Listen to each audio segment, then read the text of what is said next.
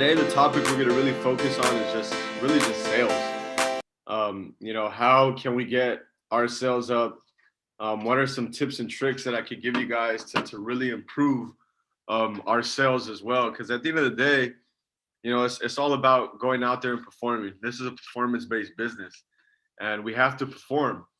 And in order for us to perform, we gotta do so to feed our families, right? Got to keep performing, right? Anybody else that anything that you have planned with your fam and all that stuff, anything that you're trying to achieve, we have to perform. We have to make money. We have to eat, right? So I'll get right into it here. My first topic that I'm gonna revolve on is just really focusing your energy on things that you can control rather than what you can't control. Okay, so the worst thing in the business that I learned being in the business for so long is just really focusing on or dwelling on things that I can't control. So before we talk about what are some things that you can't control, what are some things that you can control while you're out in the field? Anybody here? Attitude. Attitude, right? That's the biggest one, right? Attitude. That is the main thing that you can control. What's another thing you could control out in the field? The amount of doors you hit. Perfect. The amount of doors you hit. I like that, right? The amount of doors, the amount of people you talk to. Definitely. What are some other things here? Opportunity. Opportunity, you said, David? Yeah. The opportunity. Okay. I like that. That one's definitely always big times, always super important.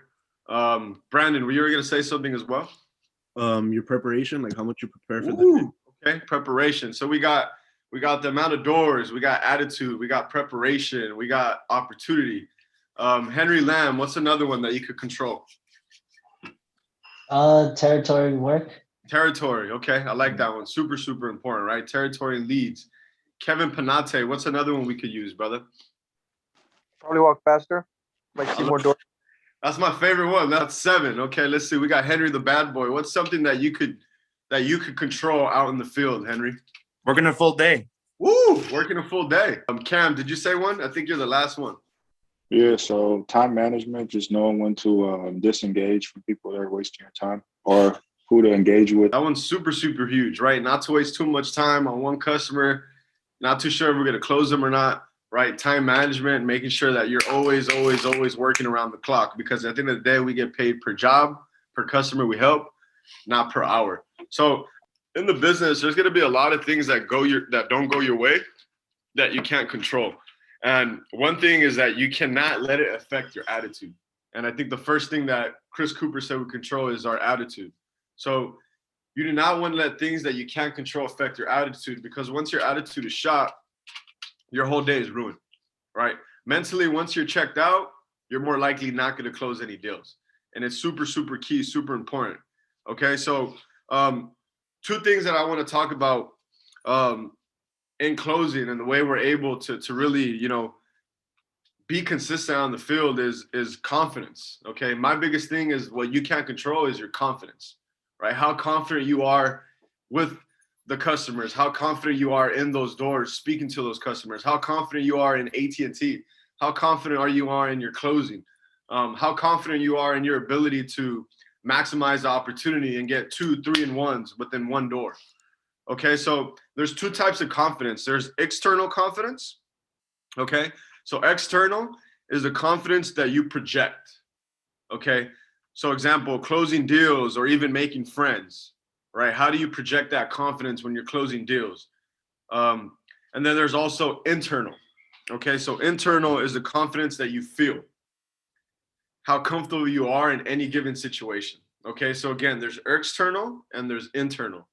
So external is what you project, and internal is how you feel. Okay, so how is one confident in any situation? Okay, so number 1, these are the ways how you are confident in any given situation. Number 1 is relaxed body language. Okay, move freely around the room, create a sense of ownership, standing shoulder width apart, C factor. Right? These are all little tips and tricks that you could use to build confidence in you. A lot of people say power stands. You guys know what power stands are, right? People that stand legs spread apart, they're up there, right? So all this is important. So when you're in the room with your customer and you're moving freely around the room, you're kind of speaking to your customer, it distills confidence in you. And one thing is that customers love doing business with people who are confident, because they're sure of what they're telling the customer. think of it like this. Would you rather do a deal with somebody that like, oh, well, you know what? I think it's a 1-year promo. I think it will go up at the year. I'm not too sure. Or would you rather do a deal with somebody that tells you, yeah, it's going to go up at the year. You have to call, right? I recommend you call this day because if not, it will go up. And I want your bill to stay the same way, right? Just who would you rather do a deal with? Somebody that's a little more lackadaisical or somebody that's a little more confident? Okay, so keep that in mind. Another pro tip here is in confidence is non-reactant. So what I mean by non-reactant, it shows that you're not pressured by what's happening around you. Makes you come across as a little more powerful, makes you come across as the expert. Keep your emotion expressions in check, and it helps you think calmly. So I think this is super important because a lot of the times, what does non-reactant mean? It means when, somebody throws a curveball at you or they throw an objection, you're non-reactant in a way like, man, like this guy's not gonna want to do the deal. Maybe in your head, you're like, man, I don't know if I'm gonna be able to get this guy, right? That's you got to be non-reactant. You got to just be able to think on the fly. You have to come across as the expert. At the end of the day, people want to do business with somebody who's an expert. And, the more non-reactant you feel, the more you keep your expressions in check, it helps you think calmly. Because if you're thinking something that's not, within the business, and you're thinking like, man, I got to do this, I got to do that today. I'm stressing out. The bills are paid, not paid. I got to do this, I got to do that. You're not really thinking calmly. So when you're with the customer, you might lose out on a deal because you might slip on something here and there. Okay, so make sure you're confident, make sure you're relaxed, make sure you're non-reactant, and always, always, always keep your emotions in check. And if you're able to keep your emotions in check, you're able to keep your attitude in check. And if your attitude's in check, you're more likely to always have a great day while you're out in the field, no matter who you encounter, whether it's a rude customer, angry customer. It's inevitable. In this business, you're going to come across somebody that's an asshole, or someone that's a dick, right? But it is what it is. We just deflect it. And it's a proven fact. People rather do business with somebody that's walking in there, chin up high, confident, moving freely around the room, makes them feel a lot more comfortable. They look comfortable. It's like you could literally point and look like, man, that guy knows what he's doing. I want to do business with that guy, right? So my next topic that I want to talk to you guys about is how to sell yourself. Okay, so I think this is super important because we're in the business of sales. And in sales, I'm sure you guys all watched The Wolf of Wall Street, right? There's that video where he tells the guy to sell me this pen, right? Everybody remembers that little clip. I'm sure everybody's watched that clip, right? And the reason why the guy is able to sell the pen, it's not because he's selling the pen, it's because he's selling himself, right? He's selling himself. If you're able to sell yourself, a customer will buy anything from you. And in this business, it's crazy to believe, but we have literally seconds and minutes on a first impression to get somebody to like us and to just really trust us within minutes. And if you could get somebody to trust you and like you within those couple minutes, they're going to buy the deal from you. But if they don't like you, if they don't trust you, that is exactly why they won't do the deal with you. It's nothing against you. It's just, it is what it is. You have that split of a second to really make it happen when you're in there. So what I want to talk about is how we could get better at it. How are we able to do so? So number one is passion. Okay. How to sell yourself. Number one is passion. Okay. You have to care. You have to care. The more passionate you are about whatever the heck you are selling, the more likely someone is to buy from you.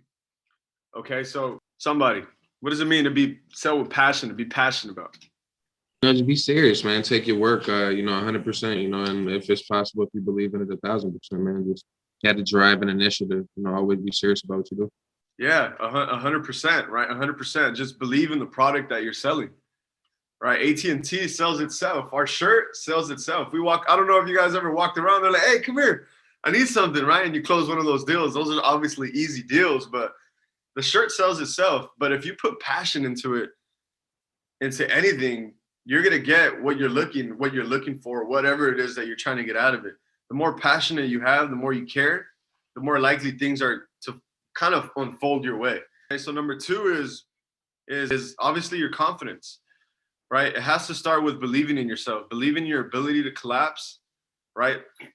Collapse the possibility wave of making it happen. So what does this mean? This means that you think you think things intuition. So the law of attraction, right? Something that you want to attain, you think about it, you breathe it, you smell it, whatever it is that you're trying to attain so much and so hard that you eventually get it. And it's the same thing with your confidence. If you're confident in the fact that you're going to be the number one salesman in the company, then believe in yourself, because if you believe it, it will manifest and happen. But there's no way in hell where you could tell yourself, man, I want to be the highest roller in the company, but yet you're not confident in yourself to do it. It's never going to happen. But if you say it and you believe it and you're confident in it, then it will happen. Okay, so moving on here, trusting yourself. That, confidence is also trusting yourself that you can close any customer that gives you any objection to the book. At the end of the day, you are the expert, so come off as the expert. As my man Stephen Hague always says, fake it till you make it, okay? And, it's super important, because I can't tell you, when I first started the business, I started probably about 6 months in, and 6 months into the campaign. So they're already door knocking, they're already going business to business. And so in my head, what business owner I'm talking to, if they haven't spoken to me, I got a shot to close this deal. I don't care if Andy was here. I don't care if Ken was here. I don't care if Stefan was here, Steve. I don't care if any of them were here, right? I wasn't in here. So I haven't got the opportunity to close this customer. And that went a long way with me. It really did, because what it did is it built confidence in me early, even though I didn't really know what I was doing, but I had the fake it till you make it mentality. I was like, man, I'm the expert. I'm wearing the shirt. And so that went a long way, and it carried my confidence more and more and more. And it's just a domino effect. It just kept building and building and building to the fact where I was closing just about every business owner that I had the opportunity to talk to. And when I came into the business, even though I walked into some businesses and they're like, oh, guys, we're just here. For me, in this business, you have to be confident. You just have to. You have to believe in yourself, because once you lose that confidence, you go on a rough stretch, and damn, you start rolling donuts after donuts after donuts, and you get to a nasty funk. So again, always be confident, man. So moving on here, how to sell yourself. Okay, another pro tip is conviction and certainty. So to hold your ground and position, strongly believe that this is what's in the customer's best interest, not just yours. Okay, ultimately you are selling them on a future that you believe in for themselves. Okay, so again, conviction and certainty, strongly believing that this is what's best for the customer, this is what's in their best interest, not just yours. Okay, so who could really explain to me a little more in depth, what does that mean? That it's not just in your best interest, but in the customer's best interest and for their future. It has to be like a win-win situation. So the customer's benefiting. I mean, of course, we're benefiting from it too. So exactly. Yeah. Exactly. It's really that simple, right? It has to be a win-win situation. And you have to let the customer know and understand that this is what's best for them and their future for the business, right? Not just because you're closing the deal and you're getting something out of it, but this is the absolute best deal for you, right? You're asking that you want to save money. You're looking to save money. Your business is going through a rough patch. This is what you need to do. I'll save you $50 a month if you do this, right? So whatever's in the best interest of the customer, not just yours. And, it kind of ties with doing your work with integrity. You want to do your work with integrity, man. I can't tell you, there's a lot of deals where I'm like, I know I could close a customer and I could shove the DTV down their throat, but at the same time, it might not be in their best interest. And there's going to be those customers where you just have to walk away. You just have to walk away. But there is going to be those customers where you can maximize the opportunity, right? You can get 2-in-1s, you can get 3-in-1s. And you have to be smart enough to gauge which ones are those and which ones are not those. Because at the end of the day, you don't want something to bite you back in the ass on the long run. So you always want to make sure you're protecting yourself and protecting your assets and your money. And so, just do work with integrity. Always make sure that whatever is in the best interest of the customer is not just in your best interest, but it's going to benefit them in the long run. Okay, cool. That one was really straightforward. Perfect. So the next question, the next topic I want to talk to you guys is why to sell yourself, right? I know I told you guys and I gave you some tips on how to sell yourself. So why ultimately do you guys feel we are we're really selling ourselves. What is it? Anybody here? I feel like, AT&T, like, like you said before, the product sells itself. So the biggest thing is, there's people that's coming by every day. So the only thing that really makes it different from people that buy and don't buy is if they like, so it's really about selling yourself at the end of the day. Because, all of us, we come in all the time, Spectrum comes in, whoever comes in, but not everybody gets the deal. It's because they didn't sell this themselves, so that's really the determining factor. Yeah, and I think that's huge. I think that's huge, Cam, and you're definitely a very, very smart man to identify that, because that is the difference here in this LA market. That is the difference. It's we've all been to streets where customers are like, man, the guy was just here. He was just here yesterday. That way, this way, that way, and we're all selling the same shit.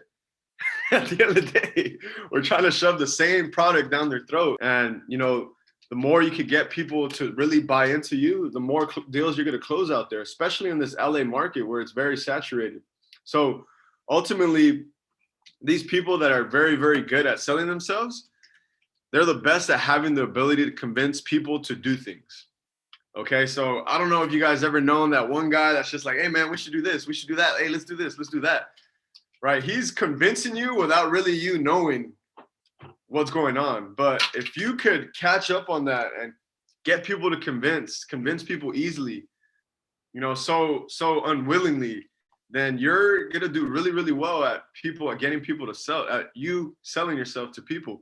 So whether that's in sales, figuring out what to do with your significant other, right? Figuring out what to do with your boys, where to go. It's all the same thing. There's always that one person that's able to really convince people and others and lead the direction. So what usually happens is that this person often always wins in any argument, debate, or in relation to our business, wins the customer over. Okay, so just keep that in mind. Be mindful of that, man. Be confident, right? Make sure that you are the expert. Make sure that you sell with passion. Make sure that you have conviction and certainty. Believe in the product that you're selling. Don't be timid. Right? Believe in the AT&T shirt. You're wearing the shirt for a reason. And then ultimately, man, like I said earlier in the call this morning, have fun. Just really have fun. All right. So what I want to do now is just really, I think we could just practice pitch for 12 minutes. I want to hear some of you guys' pitches. I want to hear what you guys say to these customers. So I guess I could go first, so I could give you guys an example of what I say. And if you guys want to use whatever I say in your pitch, you guys are more than welcome to steal it as well. So David, I want you to be the customer, bro, and I'll be the rep, okay?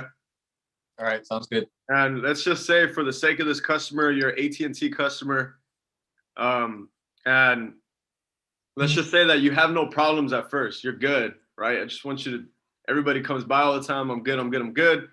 And then let's see if I could dive in and really create a problem for you. Okay? Okay.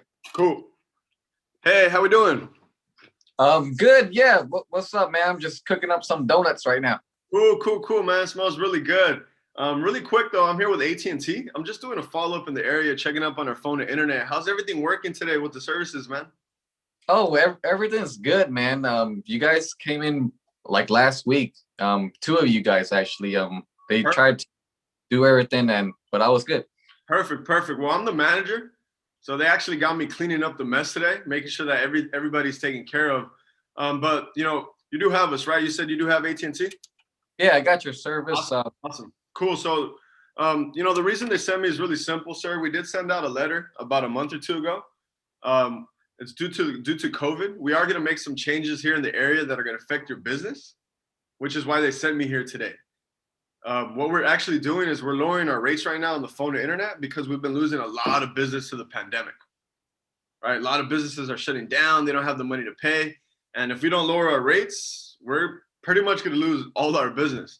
So let me ask you, how's everything with your price right now for the phone and internet? Pricing seems fair to me. I've been paying this price for about a while. I told those guys that, hey, my price is good. I'm happy. Okay. So, Perfect. you know, Perfect. And you haven't seen it gone up or down? It's been pretty stable for you? Yeah, it's been pretty stable. Had Awesome. you get about 3 years now. Awesome. And how much is that coming out to right now? It's about 130. 130. Okay. And I'm assuming that's 2 lines and internet? One line and a fax line. Yeah. 1 line and a fax line. Okay. And that fax line, you still use it, or what's up with the fax? I know a lot of people these days, they have it, they say they use it, but they don't really use it. Are you still using the fax line? Yeah, I have it for the customer. For those type of customers who do fax, I just have it for that reason. Okay. Okay. But how many faxes would you think you get? I mean, you being a donut shop, I don't think you really get a lot of faxes coming in, right?